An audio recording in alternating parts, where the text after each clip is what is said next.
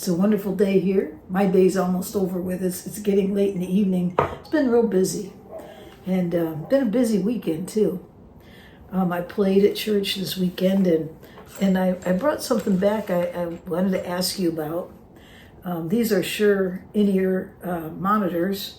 These are 424s, and I've been having a problem with the wire. So I was wondering if anybody out there knows of a really good replacement for these in-ear wires, for the actual wire itself. The monitor, the in-ear, comes off. This thing is great. These 424s, Shures, I really like them. They have great clarity, really. I mean, they do an excellent job. And usually when I wear them, I just put one ear on and leave the other open. It's because of the setting. I play at two different campuses. One's a little better than others. I probably could get away with, in one of them, with putting it in both ears. But for the most part, that's what I do, and it works for me. And but this keeps breaking. I mean, look at this thing. It's the outer coating is cracking and it breaks. And this is like the third time that this has happened in a very short time. And I don't know if it's something I'm doing. I'm just like, how in the world, or am I buying the wrong replacements? They're just extremely cheap. And I thought I was buying a Shure replacement too, to be honest with you. But maybe I bought something that's not their company. They tend to have really high quality, but this wire is not. So my question is, does anyone know of a good replacement wire that will fit the 424 Shures and won't break like this? Or is there a way I can prevent this from happening? Is there a way I could protect it? I suppose I could wrap it, but then I worry about it getting a sore on my ear from it, wearing it for a long period of time. So if you have an idea, a thought about that, would you send me a little message and let me know? If you know of a better replacement that's a higher quality, I'd like to know. It's not that expensive to replace these, and maybe that's what I should expect, that these don't last that long. I mean, certainly the earbuds last, and they're wonderful. I've had this set for a couple of years now.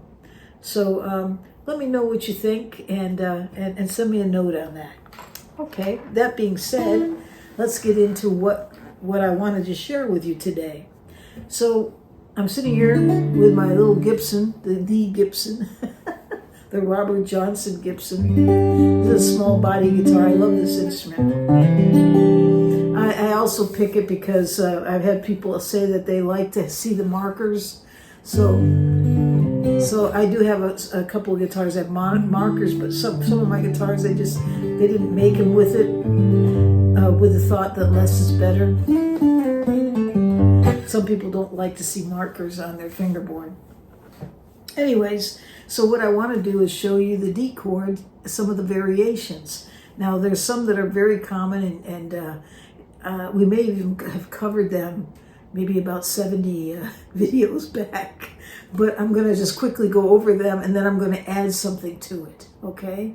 And I'll try to get as many chord charts as possible so you can follow me when I put this together.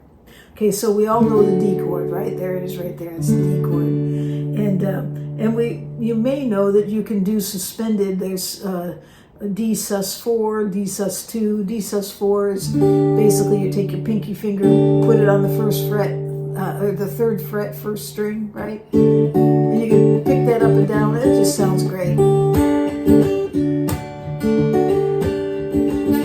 Right? Okay, and then the D sus2, where you just pick up the middle finger and then plays it back down again for just that.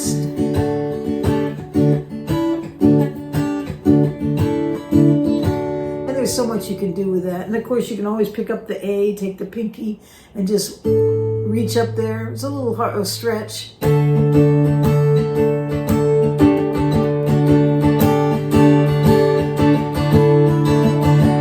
so now you've got 3 different variations there. And then of course you can always grab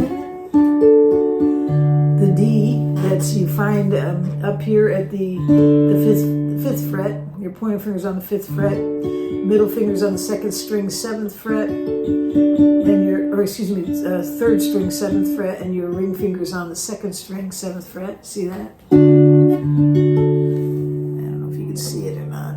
Sometimes your fingers get in the way. You try to show a chord. There we go. There we go. See that? That's kind of nice.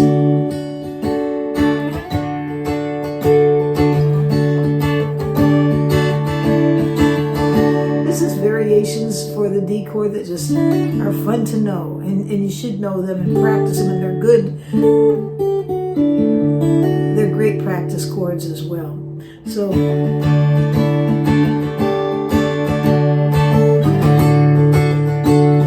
then of course you can make the formation of an F chord, right? Move that up to the 10th fret, and that's a D too.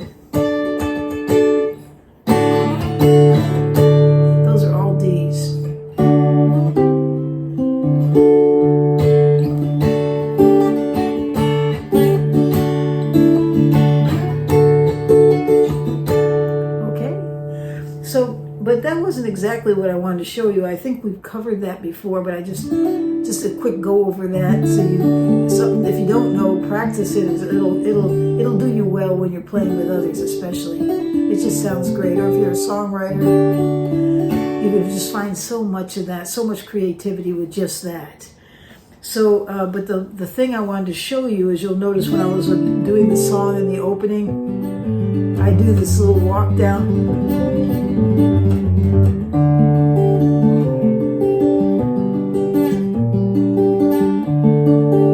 So that's what I wanted to show you, because it's good to have that. It's just it brings closure to your music sometimes to be able to do that. So let's go over it. Okay, so you have the D chord, and basically what you do is you pick up your middle finger and just place it 5th string 3rd fret. See that? So you got.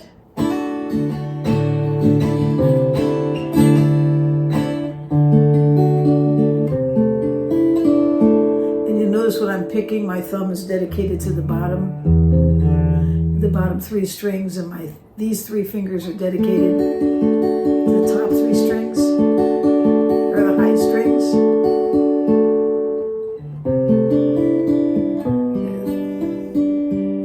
Yeah. Okay, so D, pick up the middle finger, put it on the 5th string 3rd fret. You're playing that over B sharp right there. That's a B sharp. And then you're going to put that finger back, at the same time lift up your pointer finger and place it on the 2nd fret, same string, 5th string. You're playing a B there. So it's like a B over D actually. Middle finger, move it back, pick the other and put it up, and then slide it down to the B minor.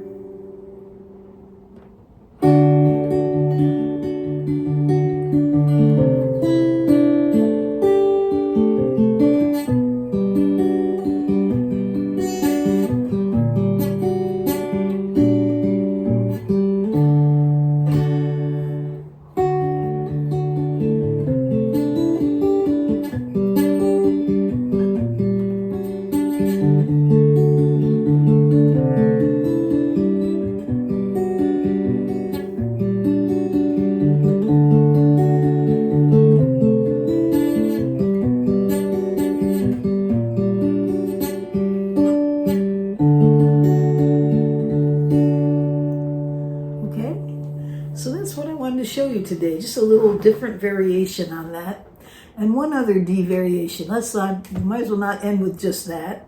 Let me just quickly show it to you. So basically you play the D chord, and if you bar these 2nd fret, just the 1, 2, and 3 strings, there's 3 strings there, that is a B major 7th. So D, major 7th, and then of course play the D 7th,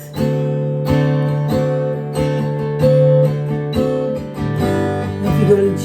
Sounds like a familiar song.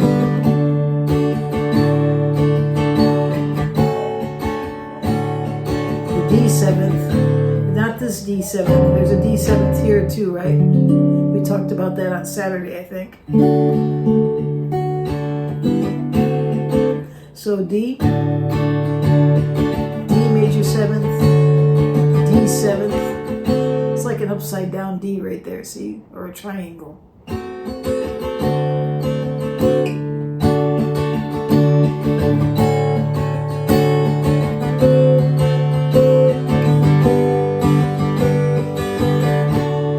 I just go to the G and then finish that with a D.